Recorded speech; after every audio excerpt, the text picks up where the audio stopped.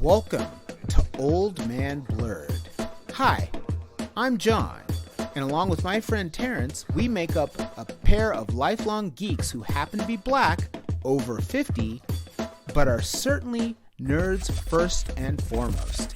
The Alpha Geek and the Omega Freak.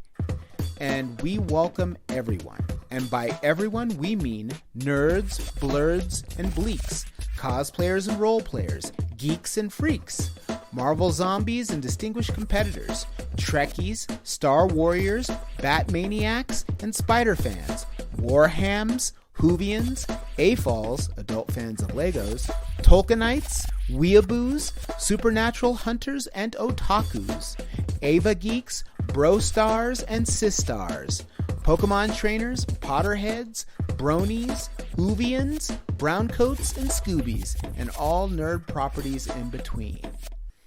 Because we are over 50, we've seen a thing or two, and have experience, long experience, with a lot of these properties. So thank you for listening to Old Man Blerd. Howdy. Howdy. How goes it? Long time no see. Yeah, that's quick. That's the quickest strange we've ever been. Right? Well, it helps when I'm texting the correct number. Fine. I was actually just looking at the wrong spot. It's like, oh, he put on Facebook. Okay. All right. And then I got to hear it in text. It's like, oh, okay, good. Actually, I will delete this part when I think I have two separate numbers for you, is why. I have a 720 number and a 303 number. What's the 303 number? A 303-690. Yeah, that's a landline. You're not going to get me on that. As far as seeing me. As far as seeing me. But the 935, that's the number. That's the real number. Okay. All right. Well, welcome everybody to yet another edition of Old Man Blerd. We are two elder statesmen in the nerd world, in the blerd world, in the all things interesting and entertaining in geekdom world, DC, Marvel Comics, a little bit of everything, right? Goodness. Yep. A little bit of everything. But because we're a bit older, we have a bit more experience than some of the, respectfully, Johnny come late nerdlies, latelies, who never got pushed into a locker for having comic books or books about Dungeons and Dragons. So yeah, it's be turned on by other people because of what they like. Sure. So which kind of goes to our nerd card problem today, right? Yes, and that's actually the subject for today's conversation is nerd cred. Do we have nerd cred still? The sort of changing world of nerddom is such that there's a whole lot of properties, a whole lot of things that a lot of people are exposed to that they probably wouldn't even consider nerdy anymore. I think that, it's funny that now saying you're nerdy just means that you might have a bit of a quirk in your personality and like some interesting things. But, it was a derivative. It was the N-word for, quite literally, the N-word for some people, and was said right before getting abused. And so do we have nerd cred? I mean, we still like all the things that used to be considered nerd properties, but those things aren't necessarily nerdy anymore. I mean, I could go to just about anybody on the street and say, who's Tony Stark? And just 15 years ago, I could have asked that question, and unless it was at a comic shop, nobody would know. No one would know who Tony Stark is. I could say, hey, do you know who Tony Stark is? And they would be like, I don't know. I mean, don't forget, offer them $100. I'll give you $100. You know who Tony Stark is. Yeah, Tony Stark is. Yeah, right. And now, literally everyone knows who Tony Stark is, which is kind of interesting because they turned sort of that's a whole nother subject for another time, but they turned Iron Man sort of into the main Marvel Universe person. And for me, it's always been historic. Like it's always been the Fantastic Four followed by Spider-Man. That has been sort of the heart of the Marvel Universe. But they had it be Iron Man because they could get Robert Downey Jr. So, Well, I okay, think one of the things is that we also got to understand the nerddom has expanded because what we used to call people nerds were also quirks and strange. Like you had a person who's crazy about animals, now you got Animal Planet. sure, Crazy about cooking, now you got, you know, they call them foodies and they got cooks sure. and the cooking channel. Yeah, it's like I think there's been widespread acceptance of being into stuff. I think I I would argue that the end of sort of the end of religion in many people's minds in terms of a dominant force in people's lives has led fandom to increase. Oh You know, yeah. I think It, that there's now the Church of Superman and the Church of X-Men and the Church of Dungeons and Dragons or Critical Role or Warhammer or whatever else. And so people well, I are think part as of it is part of it is sorry, part oh of go it ahead. is uh the passion of being when you were a kid and you wanted to be in charge or I'm the leader or all these other things because we have a lot of crossover fusions, if you will. You know, we had Tank War, which was just like a shut up one shot game, and now they have it as an actual intricate online MMO, even though it's still just a tank game Mm-hmm. and a tabletop game that you can play. We have and everybody wants to make money of creating their own universe, you know, the tank verse, even though that's not what existing, but you get my point.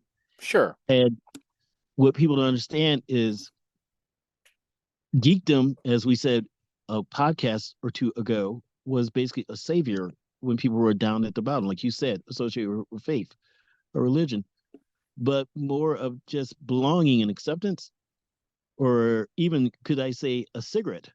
Because Mm-hmm. you have people they have a cigarette and they start a conversation. Where we do the same thing. We see, is that a Batman shirt?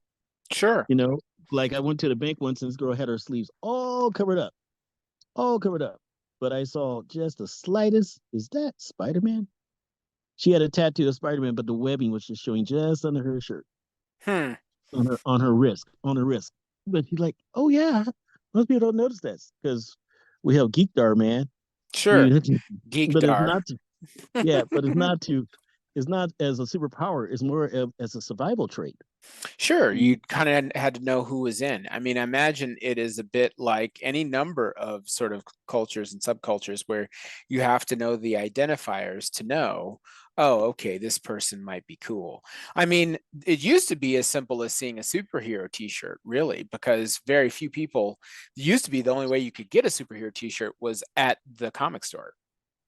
exactly. Well, to a You degree, it's the same way with music now. I mean, you know some obscure band or whoever. I'm not talking about like Kiss that just retired last night, but Sure. you know some major band and some little subculture, you might only get their T-shirt from their playing. So you still have that connection from that. Sure, and I think that like one of sort of the genres that I listen to quite a bit of is death metal, and so with the completely illegible, unreadable band logos, you just know it's like you like you like cattle decapitation. I know you. Did you see Mm, that show? And then you have an opening for a conversation. But exactly. now, um, I don't know that there is all of the signifiers when it comes to geekdom, really, because, like you say, a lot of people now are, um, you know, really into some of this stuff. And, it doesn't mean that they know anything about it. It's like they have all of these videos now. I don't know if you've seen these online, where they'll go up to some teenager that's wearing a Led Zeppelin t-shirt and say, "Hey, do you know any Led Zeppelin songs?" And they don't. They're wearing it just for fashion. They don't know any Led Zeppelin songs or any Kiss songs or any Slayer songs. They're just wearing it because they're wearing it. And, so now because you can get all of these things anywhere, arguably any Hot Topic, any mall typically will have some of these t-shirts, Spencer's and all of that sort of things, which is still kicking. I'm surprised Spencer's is still around. But Mhm. I was like, oh my gosh, there's still Spencer's. It basically looks like Hot Topic, but it's called Spencer's. And I guess maybe they still have gags and practical jokes and all that kind of stuff. Maybe, I don't know. I didn't venture to go in because I just was like, I'm not cool enough for this store. so, so I'm Well, not. Hot Topic is the combination golf comic book anime store. Yeah, it's mostly, I would say, arguably a lot of anime. Um, which, in terms of anime, that was even harder to come by. Like if you had a Spider-Man shirt, okay, you probably, go to the comic store every Wednesday and you picked one up at Mile High or something like that. Um, but anime, if you were getting that stuff, you might have had to go actually to Japan. You Or were, some convention, one or or the other. some convention, and that was, there weren't even a whole lot of conventions. I mean, this is in the days when Crunchyroll was a thieving site that had illegal downloads of content, not the juggernaut that it is now. But yeah, it's so if you saw someone with some anime, you were like, whoa, wow, because I mean, even comic stores had little, if any, manga. They would have comic book versions. I remember Oh My Goddess and Dirty Pair comic books. Mhm. They might have had some Robotech comic books back in the day. Mhm. Stuff like that. Or, Cryman Freedom, or what was it? Cryman? I think it was Cryman. I thought it was Cryman or something like that. But yeah, you very rarely even saw anime or manga at comic stores. And now one of the largest sections at Barnes and Noble is their manga section. Exactly. So Well, but see, you got to think about a couple things. One, we have gotten older and gotten money, and I'm talking about our generation, not us. sure, we're still broke. we're we're still very broke. Yeah. Yes, that's true. But I mean, and so I think over time, I don't know how the manga thing caught on. I mean, I just remember like the manga section being small for a bit and then just getting bigger and bigger and bigger. And now you can see, basically you can go to any bookstore and find manga. They have to have manga. The problem, I think, though, is because manga, they'll have these volumes that might be, 30, 40, 50 volumes of something. They might have just a spotty chunk of them. So you're like, oh, yeah, that's great. They have Evangelion 2 or 12, but they don't have one. So you can't ever really start. So I think there's still some bugs in the system. But I think manga producers, I'm sure Viz or gosh, who's even left now? Um, Probably, well, they're still Shonen Jump and such, but they are releasing bigger collections of stuff. Mhm. Or you'll Mhm. see the entire One Piece 1 through 27 or something like that. You'll have that happen at bookstores. But that's the thing, is how can you have credibility, nerd credibility, when everybody's consuming nerd products? I mean, it might actually be, both positively and negatively, something that is coming sort of to a close in a way. Nope. You don't think so? Well, I mean, think of it this way: TV dinners, Sure, microwave dinners. sure. Does that Salisbury steak taste better than the one you can make? No, because it took you longer. All it is savior of time. Mm-hmm. It's the same thing about all the geek stuff. True geeks know when that showed up and saved their life. Mm-hmm. And it doesn't mean, do yourself harm. Just maybe not do something stupid. Maybe Sure. Not feel so behave. alone. Sure. Exactly. So that moment, that's always going to be us, period, versus the mainstream. I don't know which one to say, wannabe, the dime store geek, or Poser. poser, or whatever. You're a poser. Yeah, that used to be the worst thing you could call a kid back in the day if you were into punk or metal, is call him a poser. And see, And the problem is they never accepted. They never accepted when you were not part of the mainstream stereotype of what they thought it would be like. sure. Yeah, I mean, I don't feel like I ever got called a poser because most of the time I was the person that was into the thing before most people were into the thing anyway. You know, there was a period Mhm. of time when this dates me right here. It's like I saw a concert that was the Red Hot Chili Peppers, Pearl Jam, and Smashing Pumpkins at a pretty small place. Where none of them would be able to even play a venue that size anymore. They would have to play. Red Hot Chili Peppers would probably have to play something like the Pepsi Center at this point, Fiddler's Green for those of you in Colorado. Um, but yeah, real small place. I remember seeing bands at really small places, and then something happened. I think mostly Nirvana mostly happened, and then everything that was sort of underground or alternative musically just became huge. And Lollapalooza followed that too. It was like, oh, I remember the first year of Lollapalooza that I went to, it was all the people I'd been going to shows for forever, dancing at goth places and punk places and all that, and new wave places and metal places. Um, and then the second year, it was just the people that beat up the people that used to go to those shows. It was very different. And so, yeah, how do you have nerd cred when everything is available? You know, Well, I think one of the things we also have to address is that nerd is a subculture, and we can use even Sturgeon, as in Sturgis, or the Sturgis, yeah, motorcycle. the motorcycle, yeah, the biker place. Yeah, they'll talk about how it was a become a family event. It's not the same. Well, that's because that girl who's running around in Skim Skimp and you got married to The doesn't easy want her kids doesn't want her kids seeing that anymore. I mean, Sure, she was on the cover of Easy Rider in the 70s, but now she wants to bring her kids to Sturgis. Yeah, it's true. It's true. I mean, and so I think the nerd culture thing is still the same.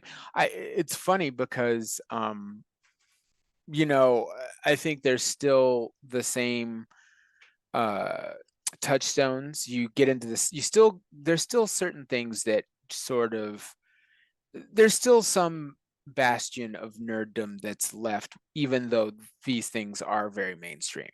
Like, sure, everybody knows who Tony Stark is, but do you know who Alan Moore, the writer, is?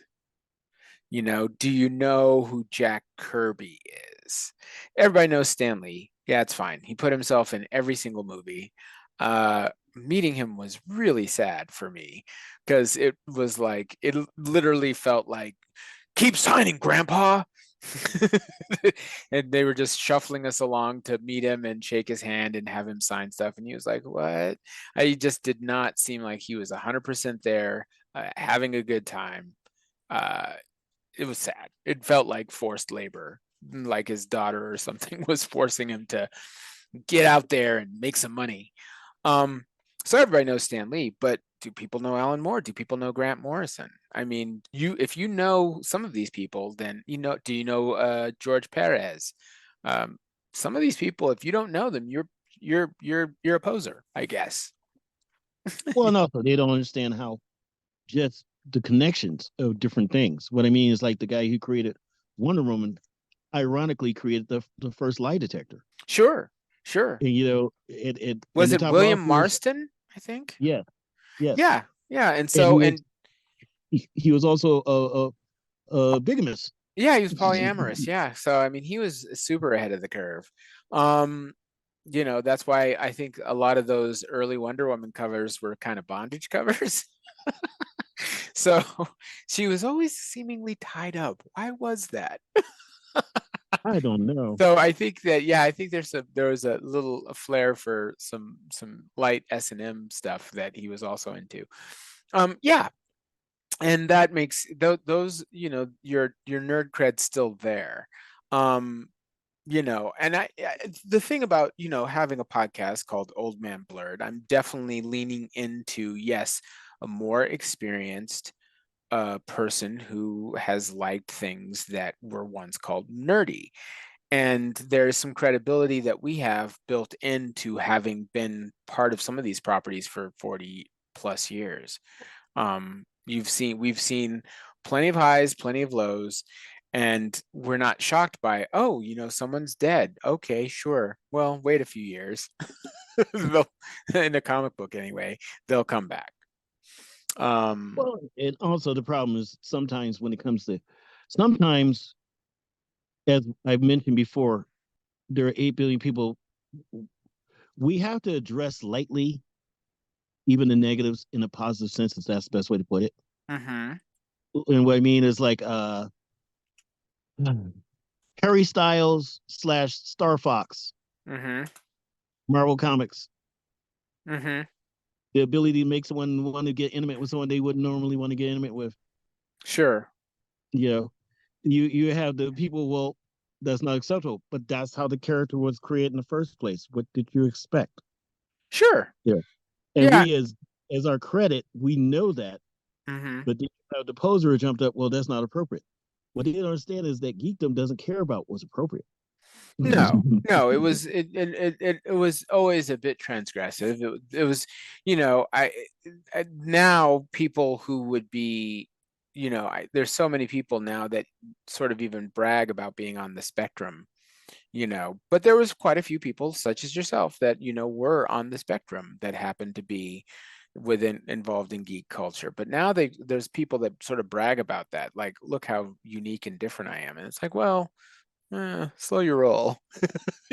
you know Well, I mean, it's like we were saying earlier about trans race. Let's be honest, it could be trans neurodiversity. sure, different neuro tribes. Yeah, and I think that, a lot of No, people are. no, I mean, so I'm pretending to be. They take the slightest action. Well, Oh, I'm sure. aggressive, so yeah, I must have ADHD. No, you're No. just a butt. Yeah, You know. sometimes it's like, oh, it's like, yeah, I'm on the spectrum. It's like, well, maybe you have a little bit of ADHD, but, maybe. It's not for me to judge, but I definitely think, yeah, that there is this desire for uniqueness, and sometimes it manifests itself in, being, uh, a geek. Sometimes it manifests into being into punk or whatever else, and using these broad sort of signifiers that say, look, this is the group, this is my tribe. But in talking about sort of nerd cred, it's like, I guess I don't know who we would even trying to be having credibility with at this point. Ourselves. I guess it's a a civilization of one. It's, yeah. Well, what I mean is like, for instance, the best example is I always use the Joker, Mm-hmm. and why I say that is because there have been so many actors who have played the Joker, Sure. and because of each actor's influence, Heath Ledger being the biggest as far as the time period. Mm-hmm. Because to us, it was Jack Nicholson. You know, Sure. but Which, at the time, I think there was a lot of us that had problems with excuse me, that had problems with Jack Nicholson and had problems with Michael Keaton. Michael Keaton, I thought, knocked it out of the park. Jack Nicholson was fine. Not, I tend to like a skinnier a Joker.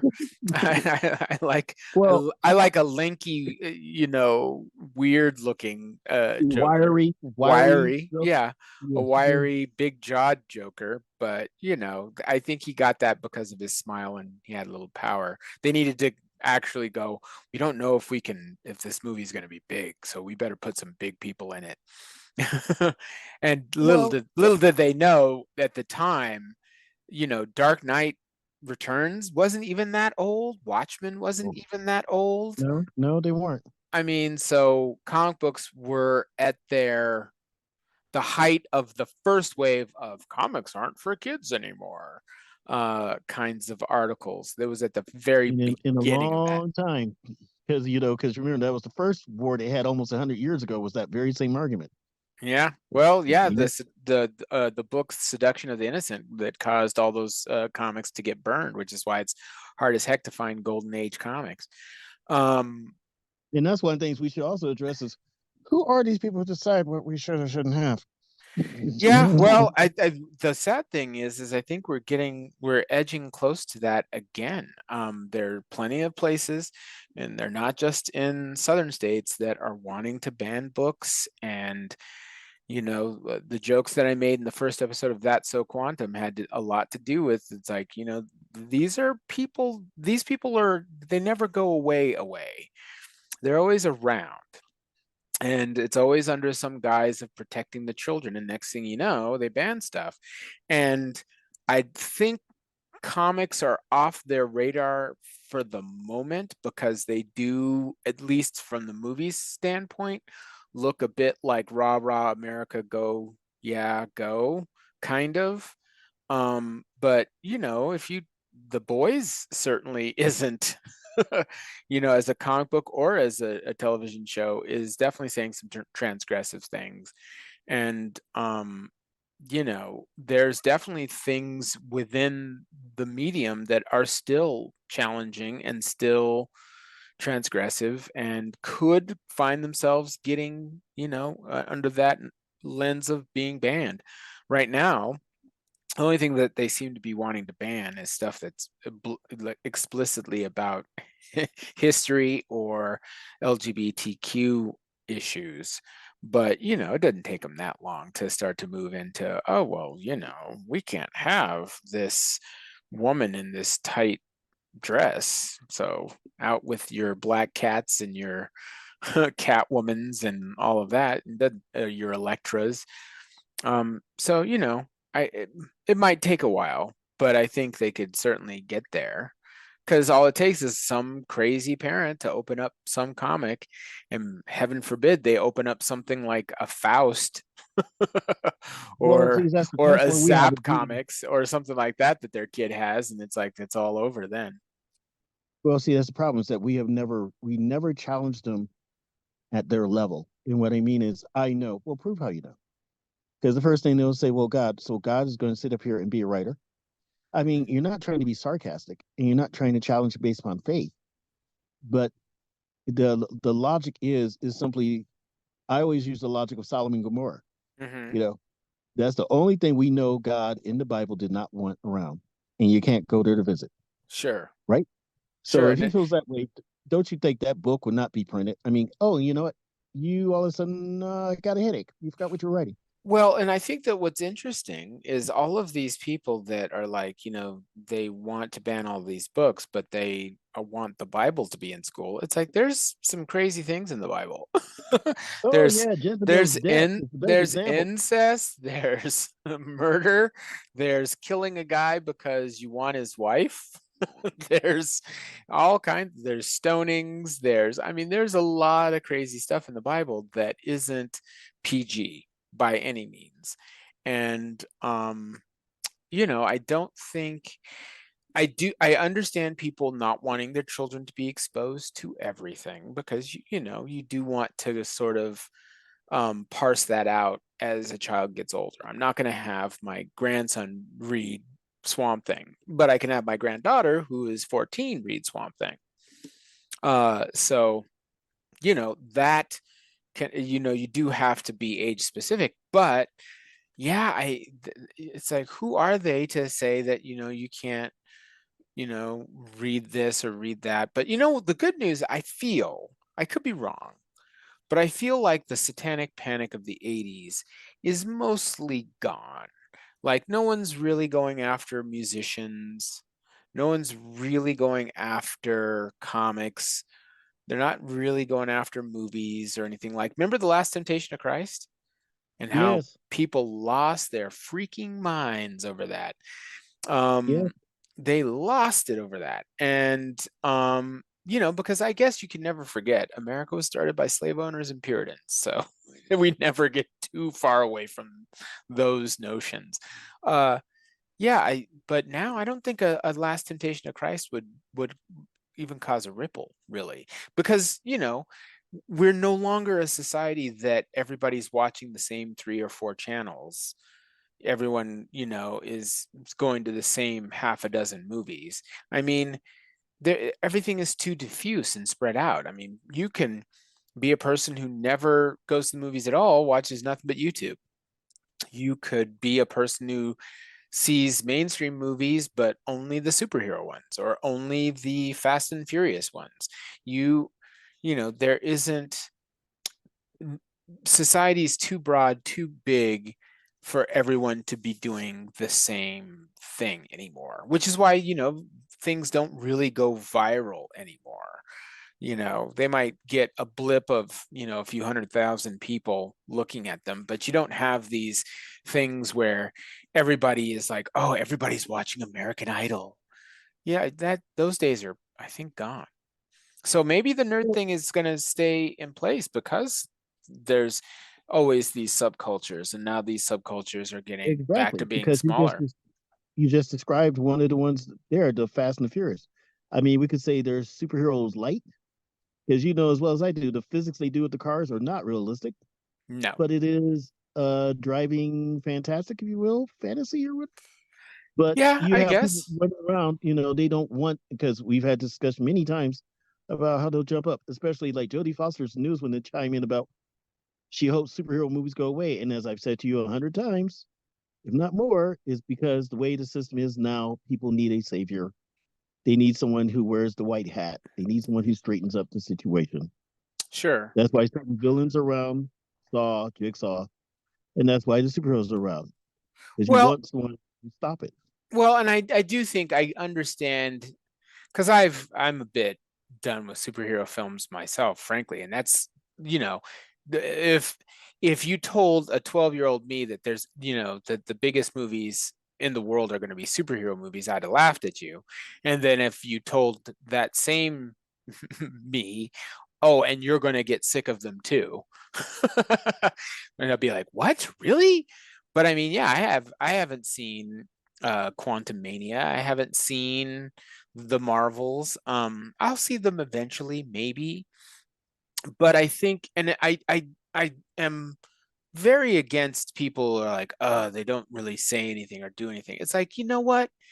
When we, for decades, American cinema was dominated by Westerns for decades. You know, There you go. There's my argument right there. it's like, and I've seen even the deepest of westerns, and they're not any more deep than the average Marvel property or DC property. Arguably, they're less deep than some of the television versions of DC and Marvel characters. The televised characters, I think, are a bit more a little deeper. Jessica Jones was deeper. I thought that was great. Arrow, Flash, they would touch on some that because there's doing serialized remakes of a serialized property. I mean, I think comics work better as TV shows personally than as movies. Um, but I I kind of want to tell people like Jodie Foster and all of these folks, it's like slow your roll. Some of the movies you think of as being super deep really, really weren't. They really weren't that deep. I mean, I'm a huge Martin Scorsese fan. They're not that deep a film. They really aren't. Now, David Lynch, I'll give you, is those are some deep films. Some Wim Wenders movies, these are deep films, sure. Francis Ford Coppola goes there sometimes, but some of these movies, they're not that deep. And she was in Contact. Contact raised some pretty interesting issues. Um, but it wasn't as deep as the average sci-fi story. It wasn't as deep as arguably some of the better episodes of Star Trek Next Generation or Doctor Who. So I understand, being sick and tired of superhero properties. I get it. Um, you know, certainly there's plenty of reason to be sick of them because they are just ubiquitous right now. But some of these movies I have been genuinely touched by way more than other movies that people say are quote unquote deep. I mean, I love Wes Anderson films. Most Wes Anderson films are arguably stylistic journeys more than emotionally deep journeys. You know? Yeah, yeah, no, that's without a doubt. And also, what they don't understand, as you touched upon, the westerns are the best example. I mean, the Magnificent Seven, the new one with Denzel Washington, came out less than 10 years ago.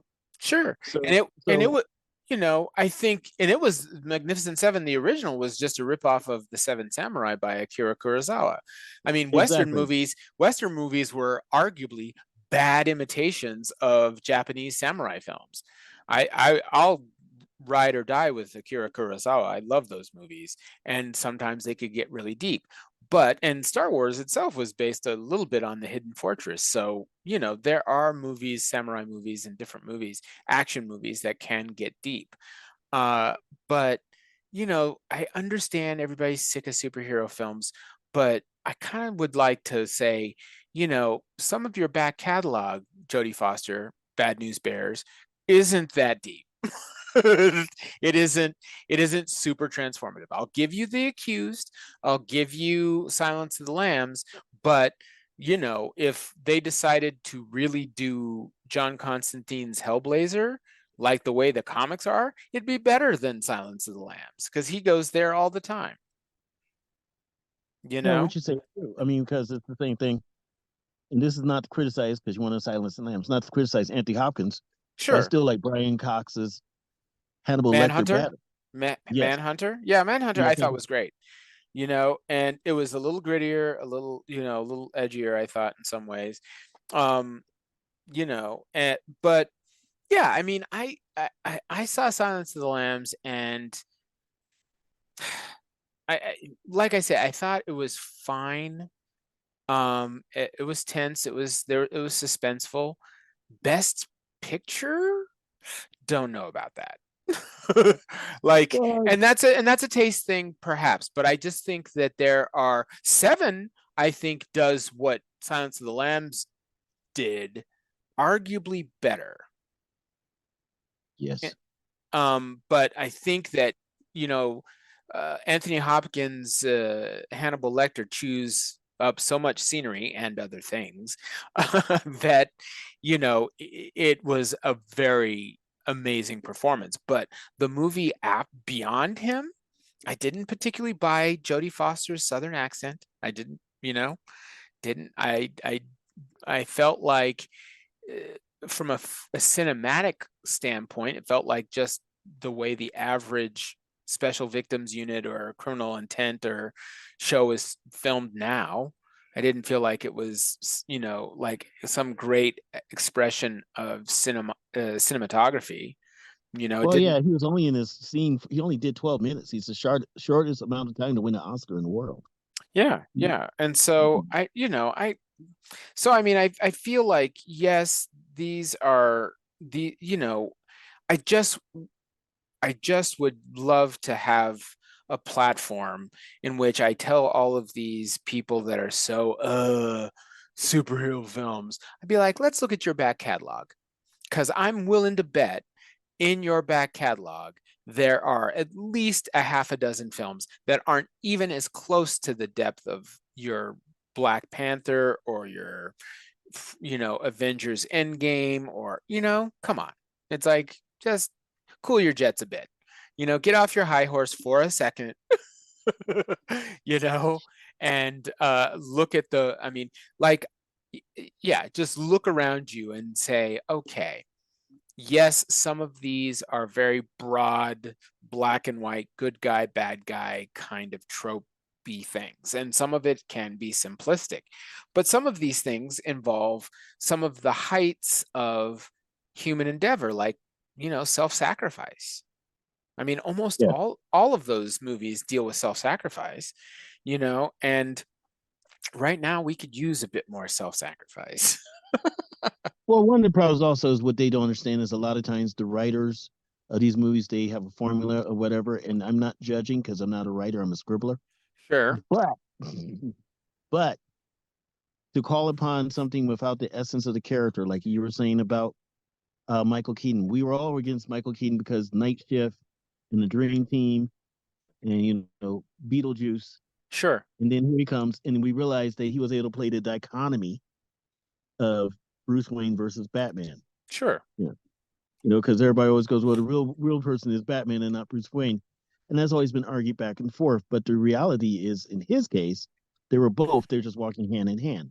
Sure. Yeah, and then like we were saying about Heath Ledger, and I mean, this is again going back to the nerd card, not nerd card. They'll jump up, like we're sitting up here, we can appreciate all the characters, Mm-hmm. and they'll jump up and say, well, Heath Ledger is the best Joker, instead of going, how? What? How? We mean, other than your interpretation and you wanting to say that he is the greatest, how is he the greatest? Mm-hmm. Because if you want to talk about the practical Joker, that was Jack Nicholson.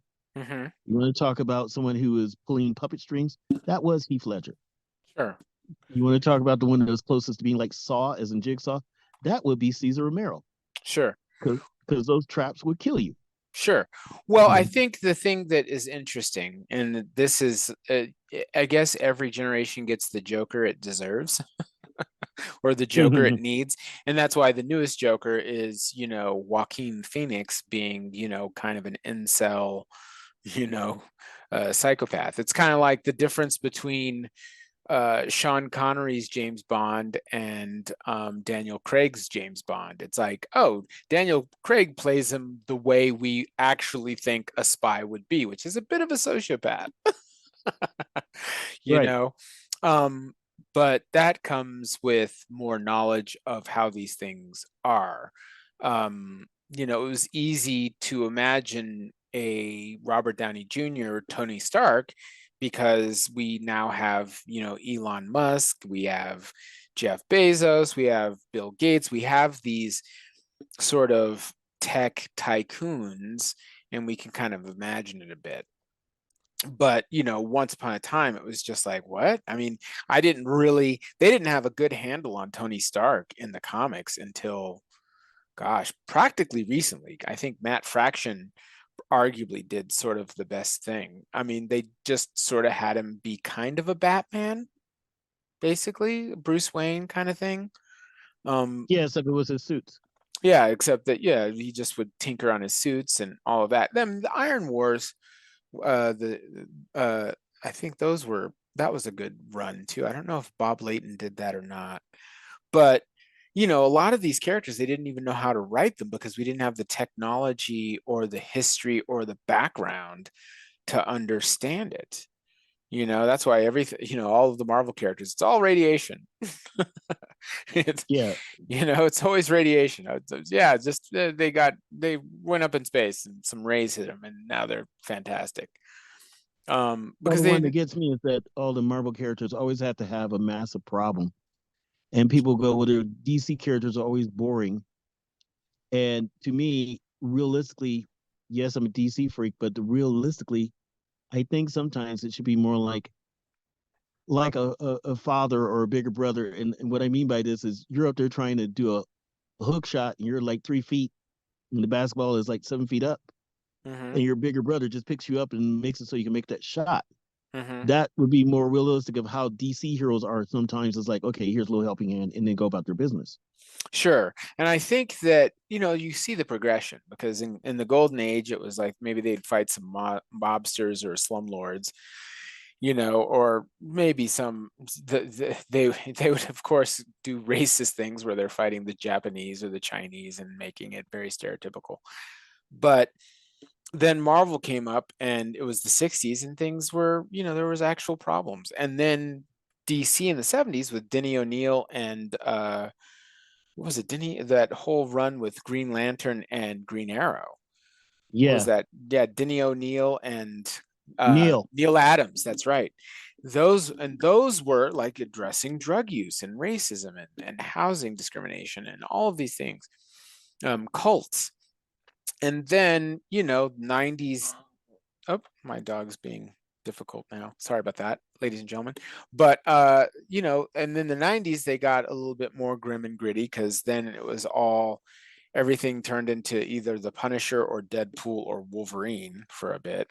And DC kept losing ground because the only way they could kind of compete was with Batman because the rest of their heroes they just couldn't quite they weren't supposed to. They weren't really supposed to be. They were supposed to be fun. You know, they weren't supposed to be these real. Hardcore.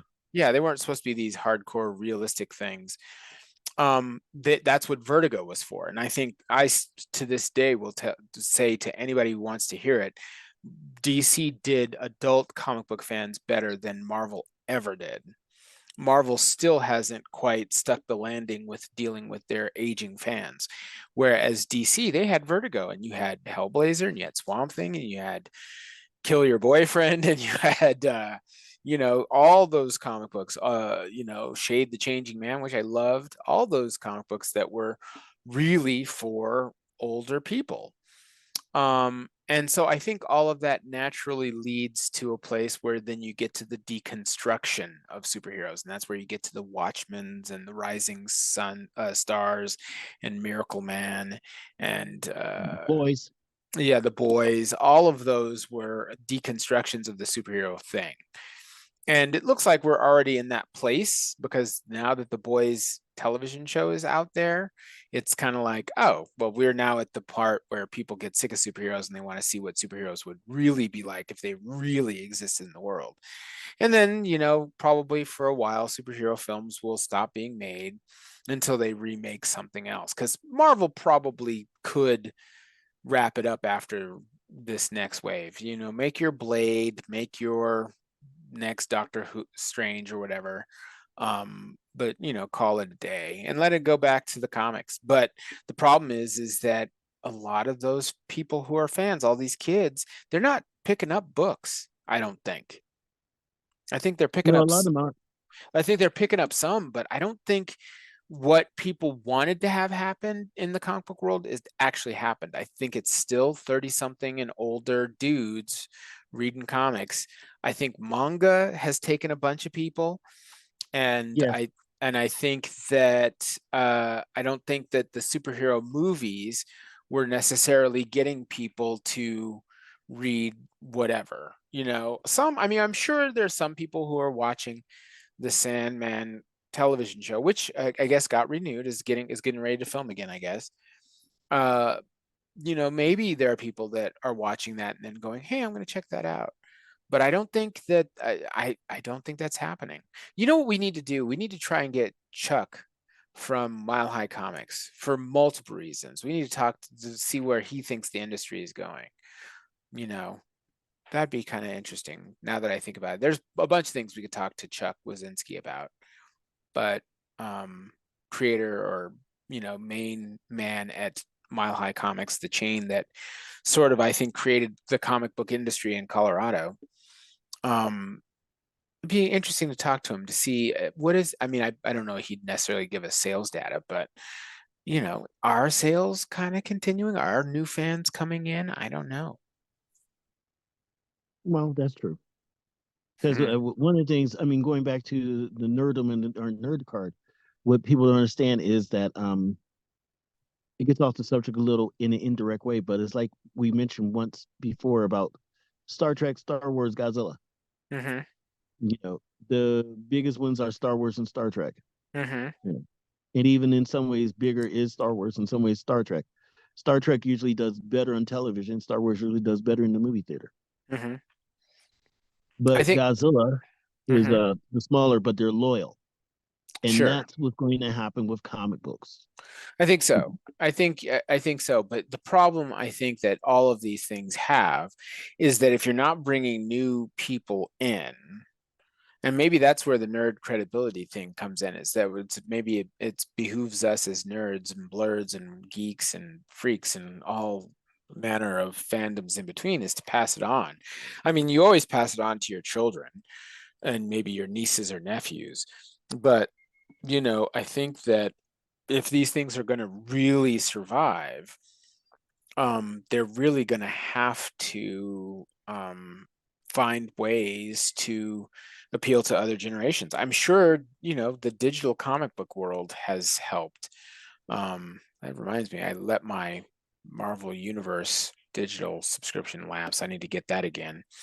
But because I think if people can read them on their tablets, yeah, you can conceivably get kids still doing it.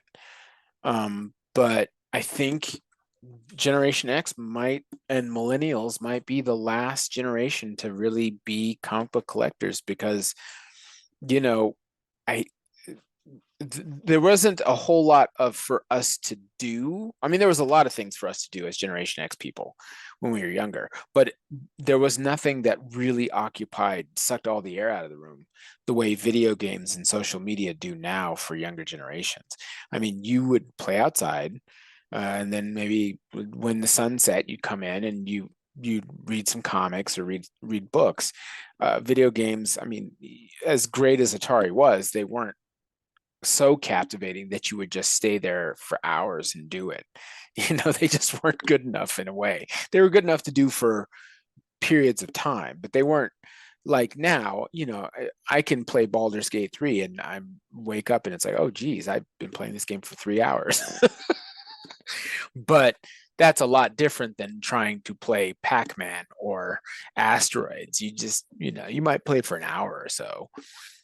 Some hardcore video game people maybe would play longer, but I think that's why there was comic books occupied that space. But now video games are just too good to not play for long periods of time. Well, yeah, but like I said, it's the same thing. Like we were talking about Westerns. That's a very good example. Westerns will always be around. Sure. And comic books will always be around too. Because you look on Kickstarter, they got the little small companies, and DC, by being part of Discovery, Marvel by being part of Disney, they're not going nowhere. No. The problem is that they don't know how to please to make it so that others want to come in. And we're not even talking about Magna. Magna is an acquired taste, and it's not a good taste or a bad taste. It's like steak versus fish. Sure. It's not a bad thing. But as far as those who understand, because there's always gonna be that one Magna you like, whether you like it, whether you like it or not. But as far as comics go, when it comes to comics, you will want one, but then they go sit it there, and we were saying earlier about the diversity and all these other things, rather than just let you sit there and just watch, because you just want to watch a good hero or watch a good story or watch the character. Yet again, they lost their powers. If you like the character, it's not old, but after a while, it does. That's where it starts to suck. I mean, like you were saying about movies, Iron Man keeps losing his suit. Okay, well, is he still Iron Man? I mean, sure. Batman, they took away his wealth, and then they start harboring on these side characters, and someone gets the idea to make them better than the main character, like Nightwing. Dick Grayson is one of the most powerful characters ever. Yeah, it's kind of wild that, a character that was just sort of the human target for, in Batman comics is now, fully within the Batman family is one of the stronger sets of characters in comic books right now, I would say. The Batman family, they're really producing really good stuff. Yeah, I think that, but it's tough because I wouldn't want to be. I mean, I've always wanted to write comic books, but I wouldn't want to write them now because I think that there would be such an entrenched old school group of fans that would just be like, "Why are you doing this?" I mean, like, now I agree. I personally think the fans are right when it comes to things like Spider-Man, where they actually are wanting him to advance, wanting him to have a family, wanting him to have more adult responsibilities. And for whatever reason, Marvel editorial is just not having that. And I think that was something that they did in DC that was a real smart choice. Like when they started having Batman and all these characters started having children, and some of it was, on different Earths because the Huntress and all that sort of thing. But it broadened the characters and it deepened them in a way that they had children, that they had these lineages. Like, what was it? Infinity Inc., I think, was the comic Yeah, back in the where day they got where it all the was, yeah, second generation. yeah, it was all the generation of folks. I mean, DC's always been good about that, but Marvel has just sucked at that for whatever reason. They just don't want to rock the boat and have these people have families, and I think, it would be great, because what ends up happening at Marvel is that, although DC's been doing it a bit too much lately too, but what happens at Marvel is you're constantly having these reboots where it's like, okay, we're just going to get a new writer team, a new author, a new artist team, and we're just going to tell stories, the same old stories in some way, shape, or form, when you could just say, you know what, we're just going to keep numbering. It's going to get to 1,000, and we're going to tell different stories, and we're going to have people grow. I mean, that's what made the Fantastic Four I think one of the better titles in Marvel, even though it gets slept on, is that they extended their family. They had another child. They had all these other people that became part of the family, and they evolved it. And to me, that's much more interesting than Spider-Man still the superhero who can't seem to have money. Or good luck. Or good luck. He's still fighting Mysterio, still fighting Dr. Octopus. It's like, at a certain point, you, I think that's what was great about the Superior Spider-Man, having Dr. Octopus take over Spider-Man. And those were great comics, you know. Do something different, and maybe I think the thing that Marvel needs to do is borrow a little bit from DC and start having people have families. And I think DC just needs to realize we don't have to be dark and gritty like Marvel, or, we can just, Or we got enough dark characters. I mean, they don't have to be dark. Justice League Dark was good enough to be in the dark part. You don't yeah, have to deny it. you don't, Just I do mean, that. I mean, I think that was one of the great things that I think that Alan Moore did with Swamp Thing, and tying Constantine and Swamp Thing and Zatanna and all these other characters, because there's the darkness. I mean, there's Dr. Fate. You could definitely go dark with those titles. But, Mhm. I think that was one of the reasons why JSA was such a good run, was because, again, it's family, it's lineage, it's generations. People age, and it's okay. I mean, at this point, comic book companies, DC, Marvel, except for Image is doing a whole different thing, which is also great. But, as far as Marvel and DC, just own that you're going to have an older group of people collecting comic books. Just own it. And they want to see people like Peter Parker, yeah, struggle to beat whoever the bad guy of the week is, but maybe come home to his wife and come home to his kid. And Well, they don't know what to do also with like Doctor Octopus. It's probably Doctor Octopus depending upon who you do. What I mean, Doctor Octopus in the comic mm-hmm, probably like a good semi father to him. mm-hmm, While you go to Tobey Maguire, the Green Goblin was more like a father to him. mm-hmm, As in the first appearance, Doctor Octopus in the end in two. mm-hmm. Yeah. Because Well, one was father from an intellectual point of view, and one was more like an uncle father. well, and And those kind of connections they don't know what to do with. I think it's only the comics, because the movies are doing a pretty decent job. Um, Into the Spider-Verse is doing an amazing job of capturing what Spider-Man's about. Mm. And the video games are capturing Spider-Man in a really good way. But the comics, it's just like, what? You're gonna still have this guy freaking broke and couch surfing and not having a place to. It's like, come on. He's just, at this point, that's just hard. We can accept a lot of out there concepts with comic books and sci-fi, but at a certain point it's like, no, he's a superhero, he's going to have a job. He could just be like, I'm going to appear in all-star wrestling for 20 grand and just make 20 grand doing, I mean, he could make money. It's like, he's invented this web fluid, come on, he can pull it together enough. But I don't know who they're writing for. I don't know who they're writing for on that level. But anyway, so do you think, to wrap this up, do we still have our nerd cred cards? Are we still credible? Yeah, we're still nerds because we bounce around so much. We basically hit all generations of geekdom. Sure. So we still, you can come to us, email us at thatsoquantum@gmail.com, drakestorm@gmail.com, right? Right. Or urbandharma8@gmail.com. Hit us up on That's So Quantum on YouTube. Check us out. If you like us, subscribe. Subscribe to all the things. Like all the things. It's very important to hit the like button or the subscribe. We're pretty consistent with Old Man Blerd so far. So we get one out every week. Depending on my schedule, I'll get some out for sure.